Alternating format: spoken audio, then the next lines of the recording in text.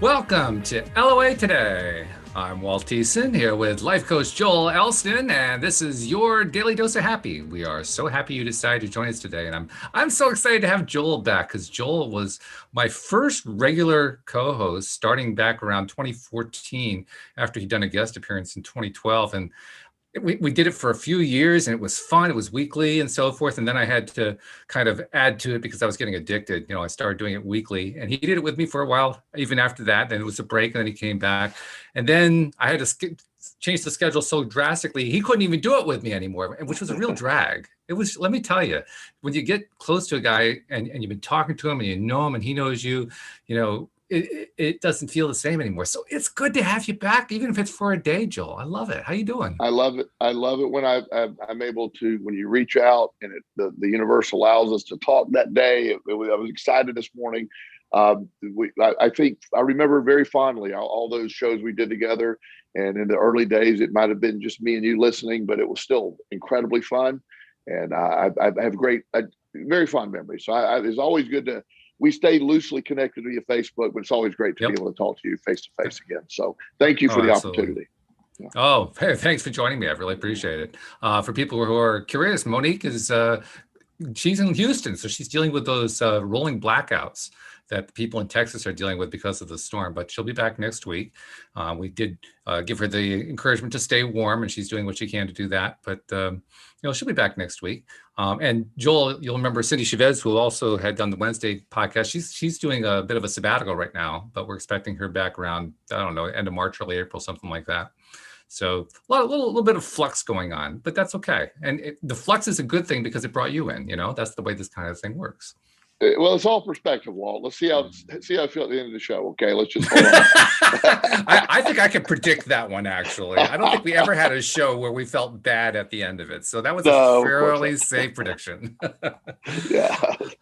One of the things I wanted to bring up today to talk about was, of course, we've been going through this pandemic, this COVID pandemic, and over the last, about 4 months or so, there's been a huge spike in cases and a lot of fear and so forth.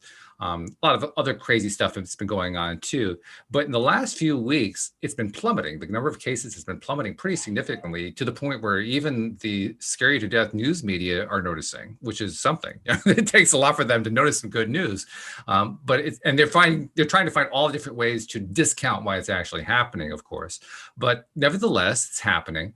And I just wanted to share some of the reasons they're giving and then kind of get your sense of what you think is going on. I want to give my sense of what I think is going on because I think there's something to what they're saying, but I think they're missing a key factor. So let's see what you have to say.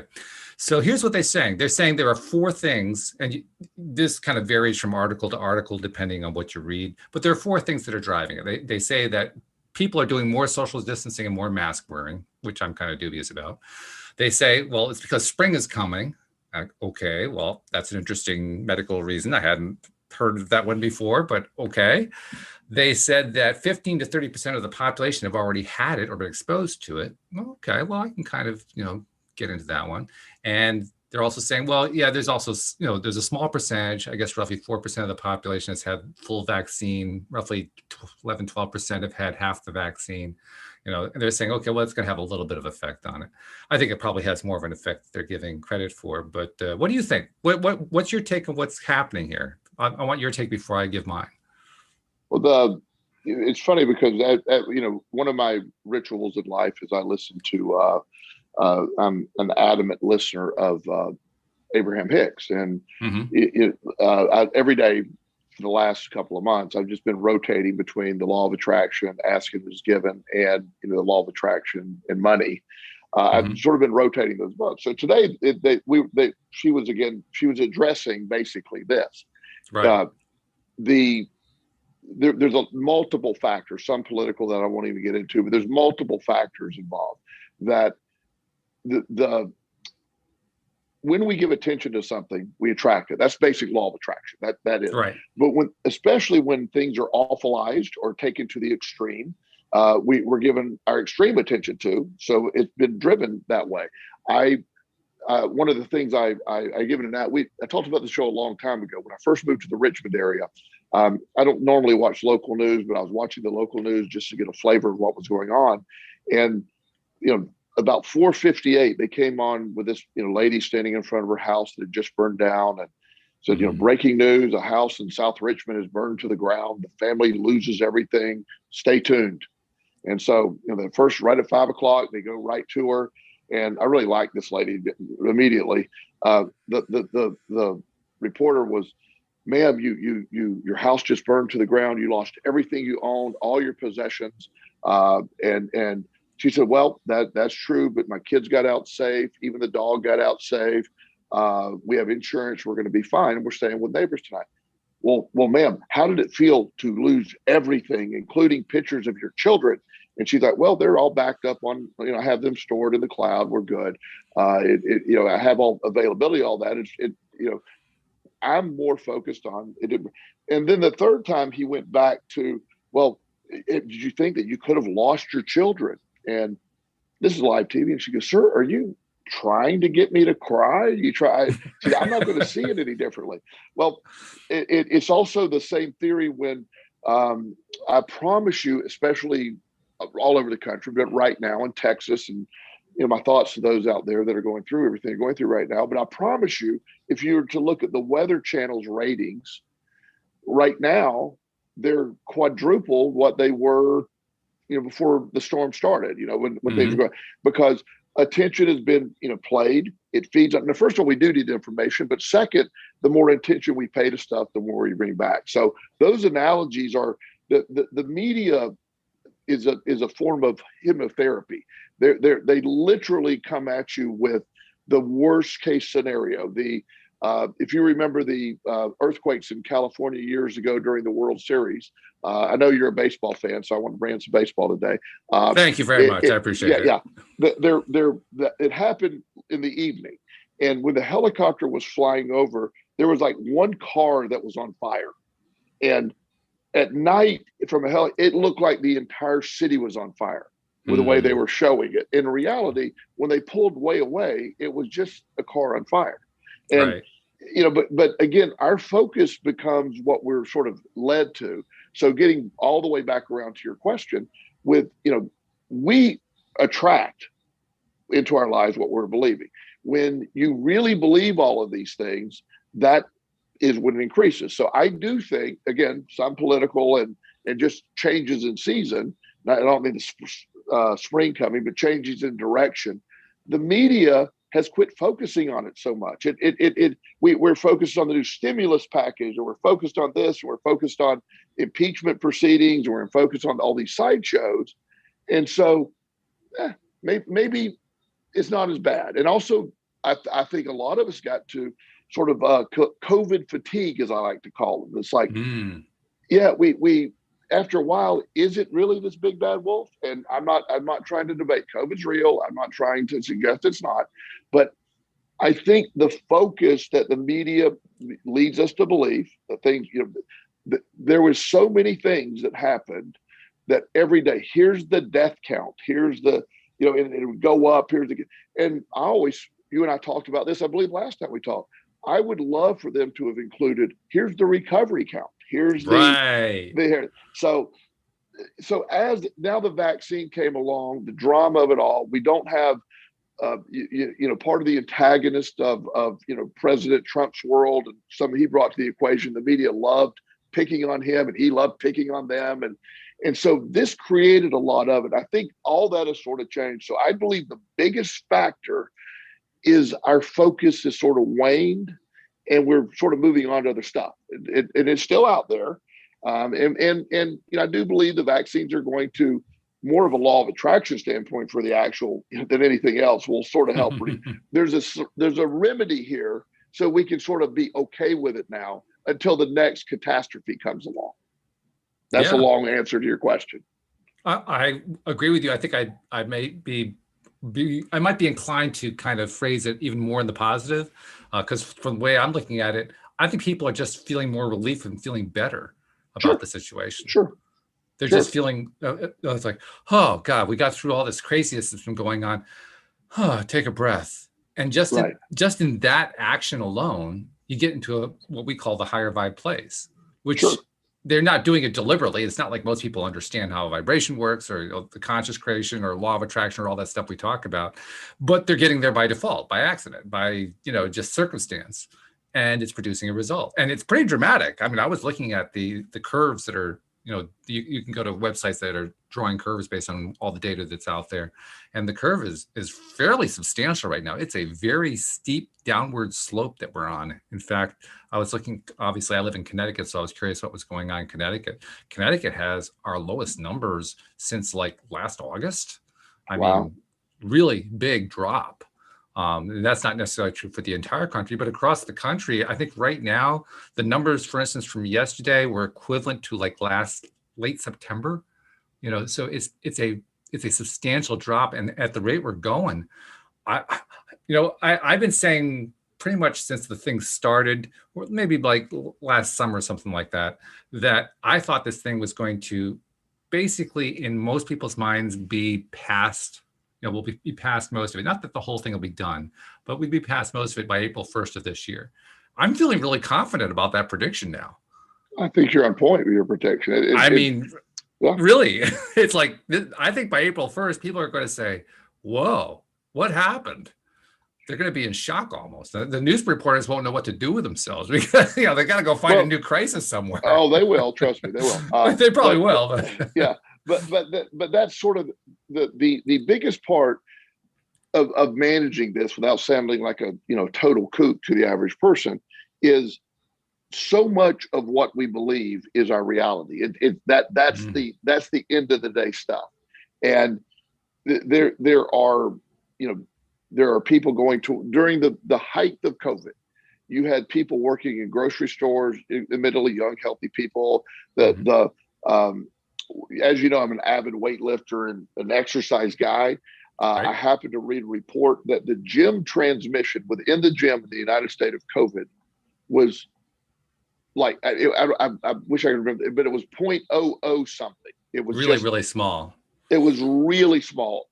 Just to read, it was almost more likely to catch it outside than and a lot of that goes to because a lot of the gym people in there tend to be very healthy people. Most of them are much more focused on health than illness. And so that there's almost a natural law of attraction barrier. And that doesn't mean, I'm sure there's law of attraction people that have gotten COVID. I'm not suggesting that it's not a possibility. Sure. I'm just suggesting that like you're saying, once our focus goes, now there'll be a new thing to focus on. When Esther on today's, when I was listening to her today, she was talking about, years ago, polio they came with the polio vaccine. They basically got rid of polio. Then, and but as she pointed out, then AIDS came along, and then she went through the list of things that just kept coming up. And then they sort of remedied that. Then heart disease came along, and heart disease was something as common as it is now was unheard of in 1900. So it just, there's always sort of a new attention to that versus attention to the health. And that's a really important factor that one of the, and I wear a mask. I wash my hands. I do the things I should be doing, but also within the same spectrum of that, I don't walk around daily. I'm in incredible health. I feel wonderful, and I expect that to continue. And I think as people have sort of relaxed, I'm not fearing that. I'm not drawing my attention to fear that's happening versus, okay. And I probably know 20 people that have had it, like pretty well, like, good friends, and 20 people, while certainly said, it's like most described it from this is my, what they told me, somewhere between the cold and a flu. Okay. Yeah. Well, that's a lot as far as I'm concerned. I mean, I know two personally. So, 20, like, oh, wow. Oh my goodness. Yeah. So, I mean, but also I have a huge network of people I deal with. Well, you do. You know about 500,000 more people than I do. So it makes sense. Probably average that. But I certainly, I'm so glad that it is going down. I think now, and if it gets reported even more without necessarily they're trying to come up with their explanations, then just as like we were driving it up with our fear of it, I think we continue to drive it down with our relief from it too. I think so. And I'm going to be kind of curious to see what the numbers are next week, because next week represents 2 weeks after the Super Bowl. And they were writing 2 weeks ago about how there was going to be a Super Bowl super spreader with everybody getting together to watch the Super Bowl. And I have a feeling that it's not going to be there, but we're going to have to wait to see what happens. I'm going to hold out hope that it's not there just because I don't want people to get sick. But I think it's a very good chance of that. We'll see. Well, we'll see. I'm hoping we're able to. I hope your prediction of April 1st is where we're basically considered, other than a few stragglers, sort of wrapping this up. I hope we're in a really good place. Yeah, I don't think the medical leaders, the government leaders, and so forth are going to say it's all done by April 1st. No, I'm not no. suggesting. I mean, because they've made it very clear they aren't going to think it's going to be under control until July, August at the earliest. So Well, I think we can assume they're going to follow through on that plan. Well, yeah, and I have several doctor friends that believe that this will sort of eventually be wrapped into sort of the flu concept, and that it's going to be every year, certain number of people get it, and it'll just be part of a type of flu. Yeah, well, they'll probably include it in the flu shots that they give every. Well, that's the ultimate goal. We're having the granddaddy shot of all, and you just add that to the flu shot, and right. So that's probably where it's going. Yeah. Okay. So interesting, not surprising. We're on the very same track there, very similar track. Got another question for you. And this actually ties into, I was telling you before we got started about how I'm kind of venturing into the public speaking realm. And I've been doing a lot of the prep work, getting ready to do it now. I've been reaching out to schools and eventually college companies and sales forces and all that kind of stuff to try to find speaking gigs. But in the course of doing that, I'm also spending time developing my talk. And I've been talking about that quite a bit here on the show. Key portions of my talk are about aiming at college students, as I told you before the show, and as listeners know, simply because of the amount of what the statistics are showing that college students are going through in terms of the stresses and pressures and anxieties that they're dealing with on a daily basis. In fact, as part of my research that I was doing and prepping my first talk, I found a paper. It's part of the National College Health Assessment that gets done every year, interviewing college students to find out where they're at on all ranges of health, including mental health.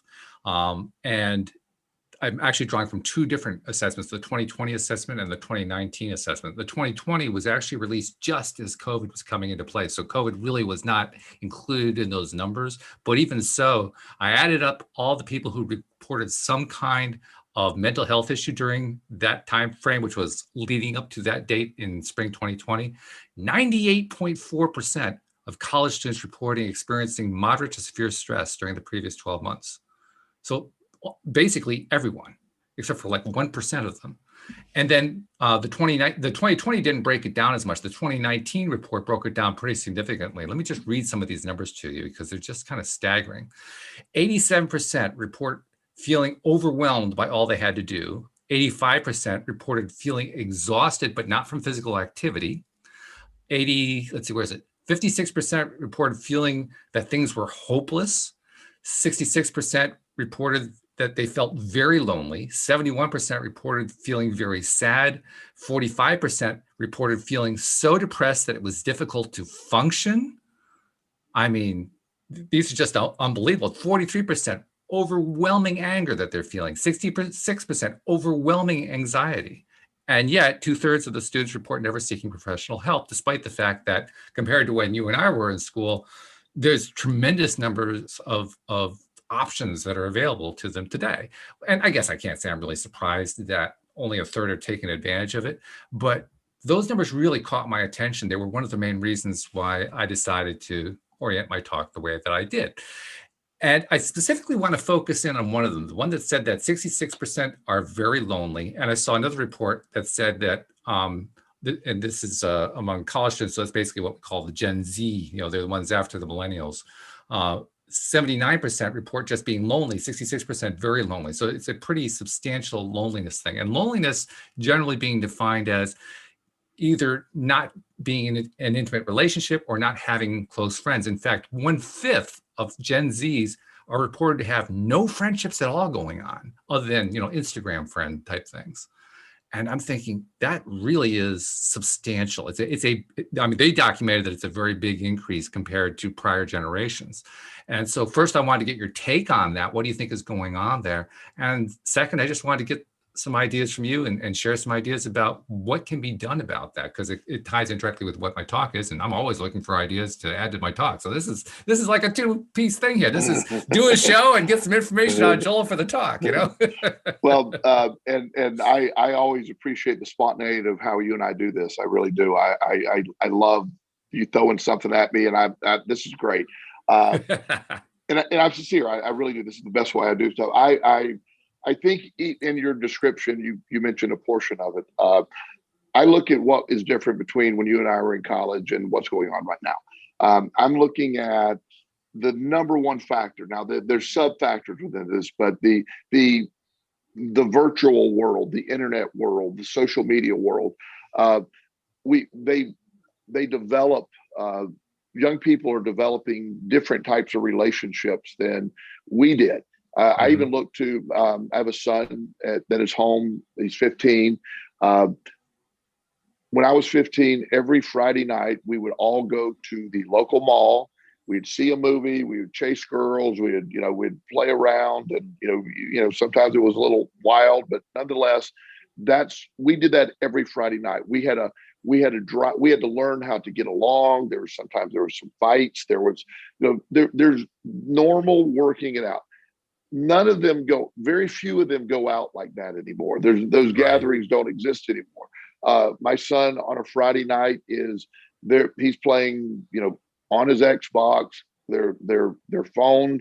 They're talking through the Xbox. He has a group of quote unquote friends. I know them, all nice young men, but the intimate connections, they're missing the piece of that. So I think the groundwork has been laid for years now by allowing the virtual world to become a replacement for our reality. And that on one side, I believe that's the conduit that led to it. Then on top of that, I also I think the subcategory, because they're at home, they're sitting around, they're not exercising, they're not as active as they used to be.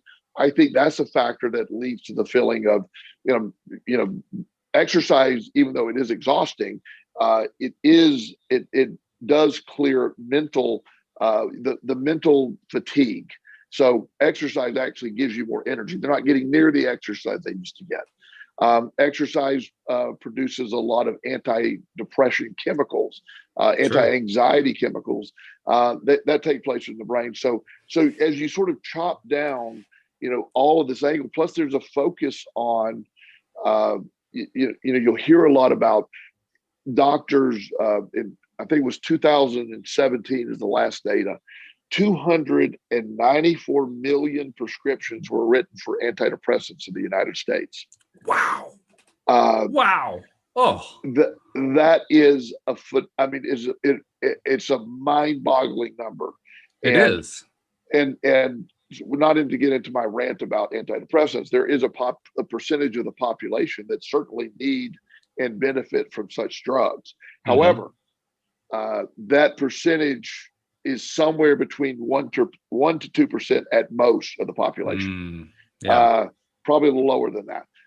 But yet almost enough prescriptions are written for every single human living in the United States. So, there's an influence on, there's sort of a suggestion. Well, you're depressed. You're this. There's a label. I had a 12-year-old in my office yesterday. I said, "Tell me what's wrong with you." He goes, "Well, I'm depressed." I go, "Where did you hear that? Where did that?" Somebody told a 12-year-old he was depressed, and he believes he's depressed, and he's not. After we got done with it, I said, your situation is not optimal and you're not performing. And we went through the reasons why, but he has a narrative that started when he was about 11 years old, that he is depressed, and he has 4 or 5 other diagnoses. I forget, he's spouting out there. And I'm like, none of these are true. So there's a lot of factors. It's similar to, COVID going up and down. A lot of emphasis is placed on, oh, well, you're clearly depressed, or you're clearly this, you're clearly that. And the reality is not necessarily all these people are not depressed, and there's people that aren't living up to their potential. The lack of connectivity, that when I do very few online meetings. I much prefer in person when I'm meeting with clients. Um, the main reason is I believe that interconnectivity, you pick up energy, we pick up energy, we're in the same room with people. There's an energy. Now, I think our energy can go over the virtual line. That's Sure. really good connection. But in general, I find a better connection in person with people. So when I'm with somebody, you're not connecting and you're not sharing energy. You're not sharing ideas. You're not discussing things. So you feel disconnected and lonely.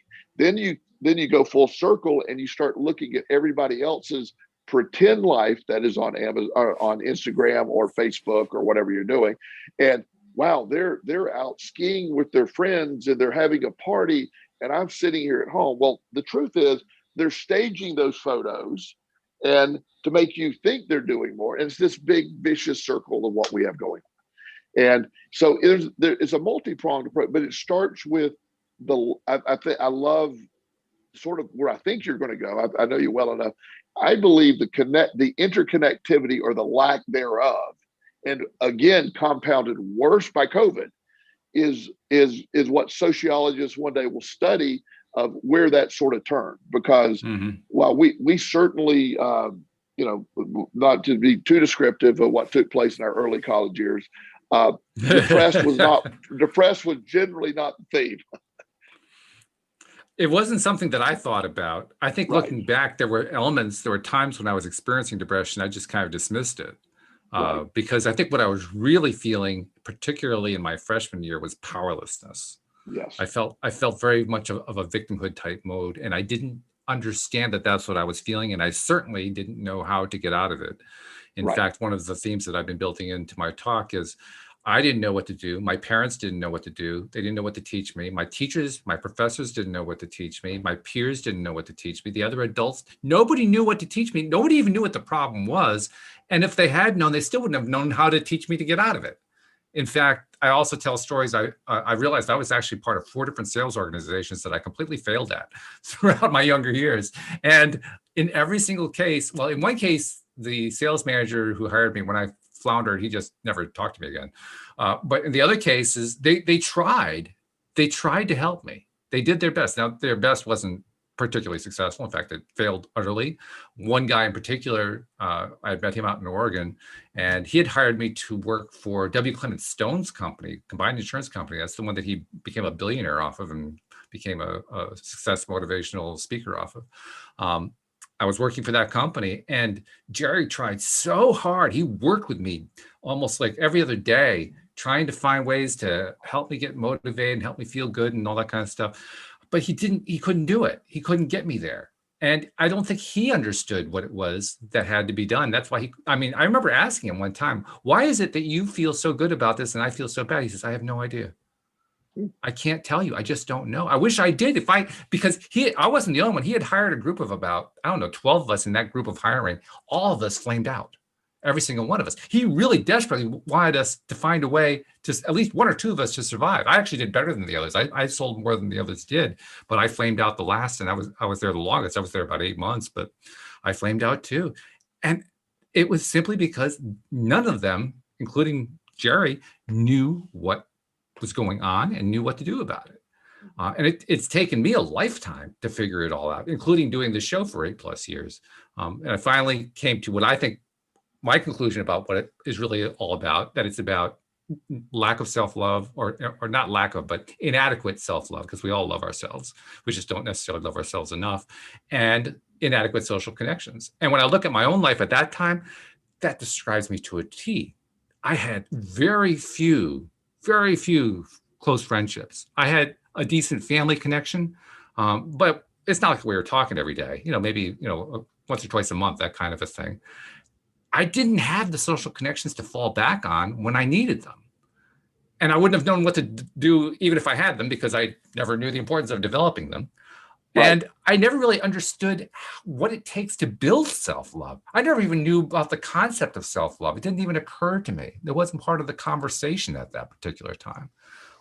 And I draw from what the positive psychology movement, which has sprouted up over the last 20, 25 years, has discovered through their research. Social connections actually is their biggest metric. They want to be able to predict whether some person is going to be successful in their life. All they have to do is look at the social connections, look at the breadth of them and the depth of them. You were talking about the depth of them when you were talking about, going out with the friends on Friday and so forth. That combination, that tells them 70% of the time whether or not the person's going to be successful with accuracy. Now, Wow. it's not 100%, but one of the comparators that I saw was it's still pretty good, because if you look, for instance, at the correlation between smoking cigarettes and getting cancer, that's 44%. So it's almost double that correlation. It's a Right. pretty strong correlation. It doesn't cover everything, though. And so I've been trying to ask myself, how do you account for the other 30%? What does the other 30% need? And that's where I started kind of getting in on the idea, well, what about the self-love piece? Now, the research shows us that self-love, building self-love by itself doesn't actually improve the ability of a person to do the task or to do whatever it is they're doing. What it does do, and I thought this was really fascinating, it increases their ability to persevere on it, to keep going when adversity hits. And so I started to realize there's a dynamic that goes on when you combine the two factors together. On the one hand, if you have the social connections, in breadth and in depth, so there's quite a few of them and they're deep connections, then when you stumble and fall, one or more of those people is going to be available to help you. Whereas if you have only one or two or none, but if you have only one or two, then it's, well, is that person available at the particular time that you need them? Not, maybe not, So having that breadth of connectivity helps, because at any given time when you're stumbling, there's somebody there you can reach out to that at that particular time of day, on that particular day of the week and so forth. That person probably is going to be able to reach you. You're going to be able to reach them. Or if that person isn't there, there's another person who's very similar who could also help you out. And that's where you actually get the ability to pick yourself up again, because you have somebody who helps you to do it. And then if you're also building up the self-love, that gives you the desire to persevere. Well, I've been applying both of those concepts. First, one of them by accident, just by doing this podcast. I mean, we were doing it at first on a weekly basis. And then you'll remember I got to the point where it wasn't enough. I had to do it more often because I was enjoying it so much. So I started to do it daily. And I thought I was just doing it daily just because it was fun and because I would learn a whole lot more. What I didn't realize is I was inadvertently increasing the breadth and depth of my social connections, because Wow. I'm good friends with all my co-hosts. Right. And I mean, they're all virtual. I don't meet physically with any of you guys, but I get to know all of you really well, and you get to know me really, really well. It's almost as good as having that in-person friendship, and it's been really sustaining me in ways that I hadn't thought of. And of course, being a law of attraction show, we talk about that a lot. So I'm always looking for ways to get into that high vibe space. That's all about building self-love, So I'm doing both at the same time, and I'm finding, like I told you, I'm getting this speaking career going. I'm at the stage now where I normally would run into a wall and crack up and stop because it involves sales. I have this thing about sales that had built up over the years. And I'm finding that, I run into those days where I just hit the wall and just feels terrible, but I'm able to climb out of it now. Why? Because I have a social connection every day when I'm doing the show. And this work I've been doing with building self-love, I now have these little processes that I can do, mirror exercises and affirmations and all this stuff. I go back and do that, and it just picks me right back up again. The two together really become quite a dynamic. So that's why they become the basis for my talk. I love that. And the sort of from a neuroscience standpoint, the inner dialogue that we all have or most people have an inner dialogue, and that takes place mainly from our subconscious thoughts. And our subconscious thoughts have been programmed for 50, 60, 70 years for some of us. And every single thing gets stored subconsciously. Your subconscious brain operates at 40 million bytes per second. Was that high? I heard 11, so that's even better. The conscious brain is 40,000. So Yeah. So you don't, and we don't have direct access to the subconscious brain. So this Okay. dialogue, remember Muzak used to be in the elevators. Oh, God, This yes. this dialogue is the Muzak in our brain that just plays us over and over. You're not worthy. You're not this. You're not Yeah. that. And it's this that the while we do have, and you got your mom and dad. Oh, you're great. You're awesome. But yet there's nothing supporting that. So what Right. you've uncovered from the practical application is how to begin the process of you reprogram the subconscious brain by doing what you do. You surround yourself with different energy. You start changing your thought patterns. Why positive psychology or law of attraction works so well, it is in hypnotherapy, which I'm really into as well. Hypnotherapy will get access to the subconscious brain quicker. You Hmm. change that dialogue, then your self-esteem rises, your self-love rises, and then you start to see things from a different perspective. Because no matter how hard you try, since the law of attraction responds to how you're feeling, and your feelings are usually emanating from the thoughts that are taking place in your subconscious brain, if that making any Hmm. sense. So Yes, sure. when that vibration I was talking about with the interconnectivity, or that deep connection with people, that is another conduit that raises your vibration, that doesn't require help from your subconscious brain. That'll override it. That's why um, years ago, when I would in the middle of an addictive spiral with a crazy world I was going into, I'd lost everything. I had nothing. There was nowhere to go, and I was sitting in my home one night, and with no electricity, and it was miserable in Florida. And a friend of mine asked me to come play racquetball, and I'm like, "What? That's no, I can't." And he just kept bugging me to come play racquetball. I finally said, "Okay, okay, I'll go play." Whatever that was, if you have depression, I was in despair or whatever is below that. It was Mm. just. However, after about an hour of racquetball, I had an entirely different perspective of what was happening. And Wow. not only was it the intense physical exercise of racquetball, which I love, it's a great sport, but Hmm. also the group of guys we're playing with. I'm not telling them about the problem. We're just talking about life. That Right, right. that connectivity. I didn't sit there and go, "Yeah, I've gambled all my money away. I'm probably going to jail, and lost my fiance because I sold the engagement ring." I didn't say any of that. Um, Hmm. I just talked. And when we were done, I got home, and even though electricity was all, I cleaned up my apartment. I began the process, and that got me on an upward spiral. So you see that, in the what you're talking about with college students, it gets compounded when you go away to college. Often when you're Yeah. removed from the little bit of support you have with your family, and sometimes that support, even though it's good with your family, it's also part of the negative development over the years. Your parents It in their can, protective sure. mode, in their protective mode, they sometimes will say, "Well, I'll be careful. Don't get your hopes up. Blah blah Right, blah. right. You're not really good at that." And Hmm. all that gets programmed too. So when you get in college, and you're operating for that low self love, that low vibration, and then you're isolating. You're looking at everybody else that seems to be having fun, and all these other things are going on, and then it becomes a refeeding of the dialogue that Hmm. becomes your reality. So there's uh, I really am a big fan of what you're doing, what you're talking about, because I think this does tie into the law of attraction in a direct way.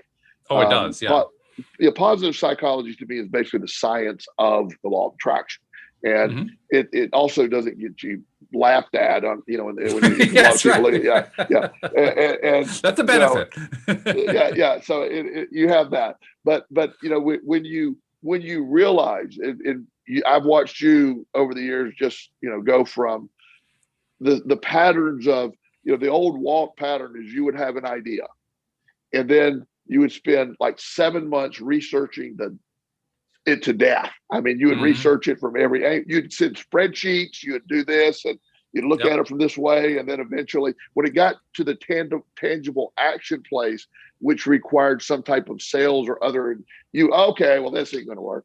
And then you'd move on to the next one. You've Exactly. broken that pattern by and I'm going to say the research was bad, but No, not at it, all. It was it, helpful in many it, ways, it was but helpful. But to because you were good and you enjoyed the research, that was the fun part. When it right. required you to ask somebody to basically buy your concept, Yep. Whoa. Let's don't do that now. Let's don't Exactly. get crazy on that. You're supposed to just want to offer to buy it without me asking, kind of thing. I love that. So, That's yeah, funny.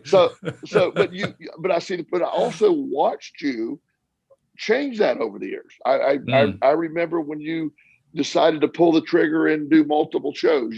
yep. That was a joke on our show one time. It was. You made the decision to do it like instantly, and versus, well, let's talk about this for about 9 months and see what happens. You did it instantly, and it was. I believe the concept was known as ready, fire, aim, if I remember Yeah, correctly. exactly. Yeah. And so I love that you're taking this concept because it's all does go together. It's exactly what you're Mm, saying, but the we underestimate the same energy that the law of attraction responds to is, believe it or not, what we respond to. The yeah. When you're around a group, when you lift yourself up or lift a group up, Napoleon Hill talks about mastermind meetings being a very big factor in when people want to get together. It isn't that we're going Yes. to come up with a genius idea. It's the energy of the room that so almost meets and then comes up with these fascinating, incredible, brilliant strategies that any one of them could have had, but it was facilitated by the power of that mastermind meeting. So Hmm. even in his book, he doesn't call it self-love or connectivity, but he gets into this about how you use your networking, get people together, talk about ideas. Right. I've attended and conducted multiple mastermind meetings. I've never ever have been disappointed with some of the stuff. I've seen people totally change their life in one mastermind meeting, but just like, Wow. I've never thought of it that way, and they Yeah. go off on a new idea. It's great. That's cool. I like that a lot. Hey, you mentioned something else too, and it's something that you and I used to talk about a lot here on the show. I haven't talked about a lot recently because my other co-host didn't have your background, and that really played into it. But you mentioned addiction, and I saw a TED talk the other day that I'd never seen before. My sister-in-law, Ioana, pointed me to it, and the guy was making a really interesting point. He was basically telling his story about how he had family members who had addictions, and he wanted to know how he could help them, but he didn't know what to do. And he just started to do some research. He started from the position of what medical science told him addiction was all about, and came to realize that what they were saying really didn't add up to his experience. And so he started looking deeper and looking for alternatives. Without going through his whole story, the bottom line he came up with at the very end of his talk was he realized that the opposite of addiction is social connection. And I'm wondering, do you agree with that? Do you think that that's actually Completely, true? Yeah. completely. Yeah, that is, you know, that's sort of been what I've been doing with addiction for years. Okay. I was, uh, when I was working at an addiction treatment center when we first spoke. Hmm. In fact, I believe in using the law of attraction and helping people in recovery from addiction. Right. Right. Because it's just it goes to, again, it goes together. And by the way, it's my solution for everything. So that too. So, Hey, panaceas are great if they work. So. yeah, exactly. So, but what you're saying is, the old narrative when you're dealing with a family member that had addiction is to, they're the concept of very tough love. You will do this. You'll make them do this. You'll Right. make them, and that distance the addict often from his only support network. And there is a way to increase connectivity and not put yourself in a position of enabling. Enabling is an entirely separate thing. There's Mm-hmm. several programs right now. One of my colleagues has developed and runs a very successful support group for families with that exact concept that you're talking about of connectivity. You still love your family member, and there are ways to not enable that, but also still love them no matter where they're at. Increase the connectivity. Use the previous lifetime. Here's where you were before. Addiction is separation in isolation, not only from peers but also from your true self. Addiction is Yeah. it, and so this person, I believe I've seen that same talk. And now the addiction treatment world will argue on parts of that.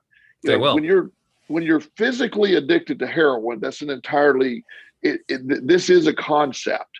But there is a physical addiction that takes place with heroin. I mean, obviously, and so but connectivity is part of the recovery solution as well, and restoring connections, developing connections. You see that being one of the biggest factors.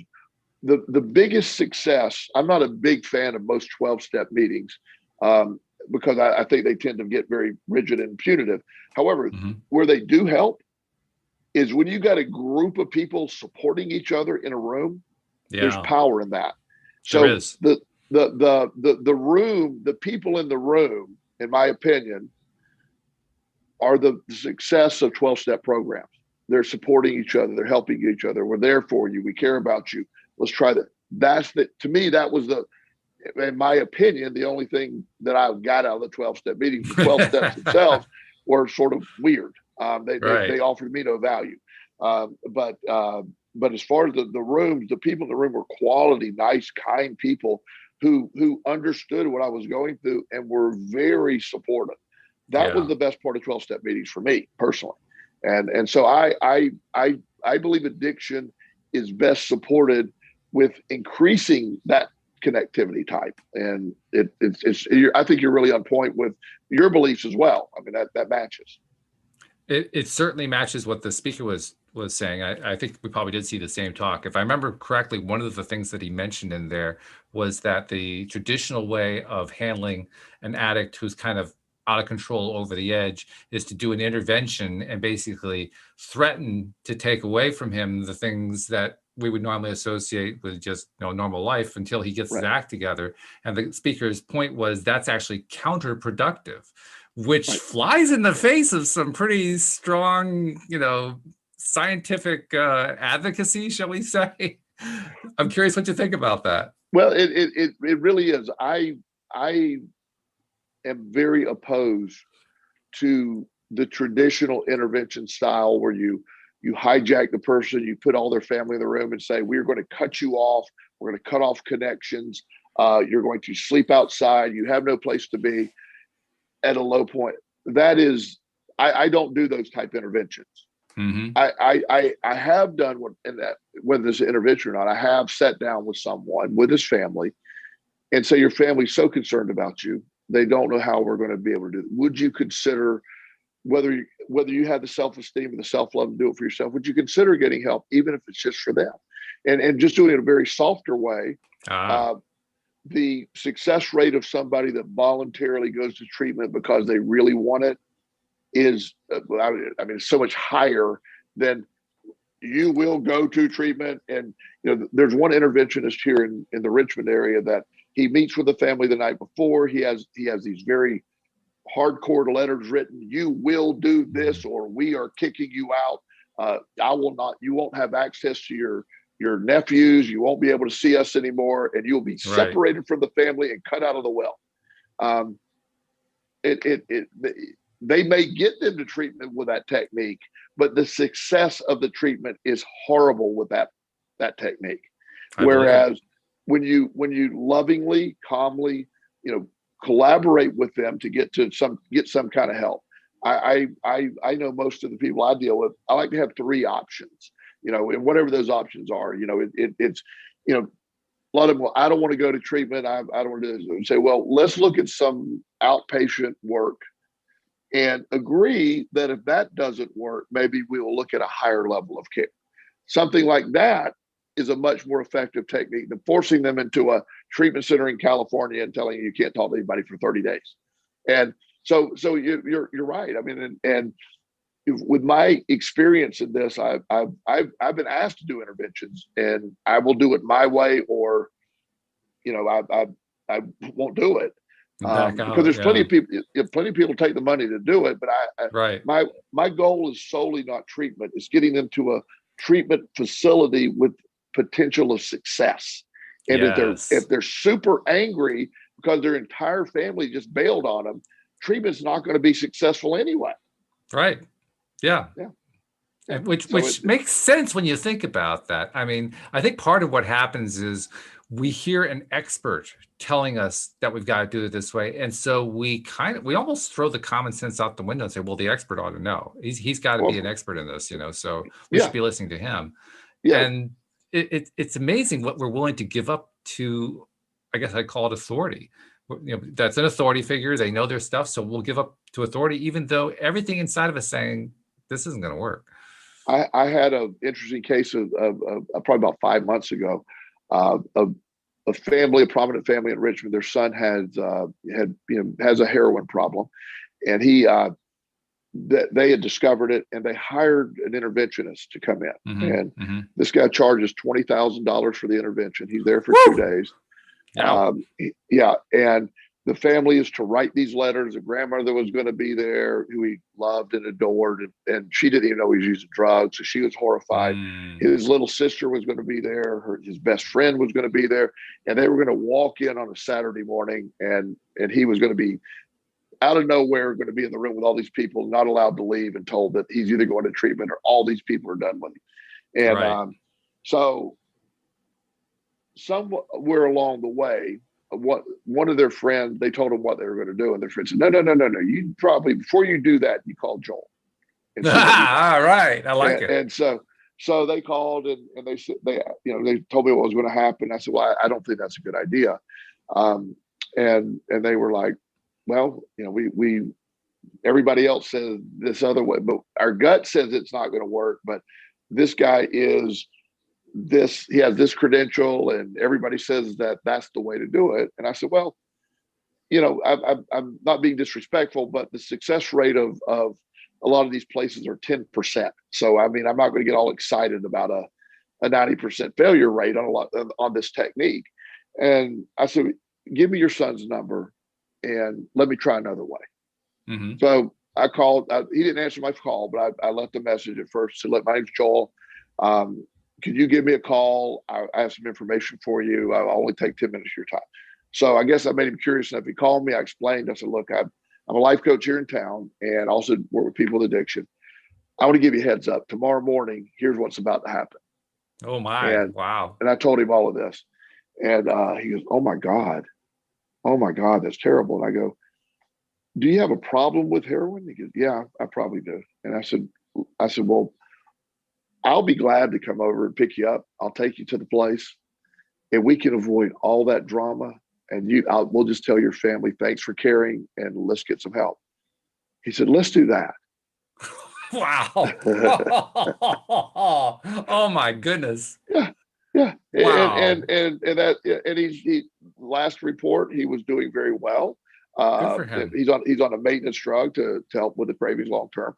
And so I mean, my point is that there's a show Intervention that literally shows, there's a lot of drama attached to it. There's a lot of made up scripted stuff on that show. But the truth is, addiction is a horrible condition. It's one of the most underreported causes of death in our country.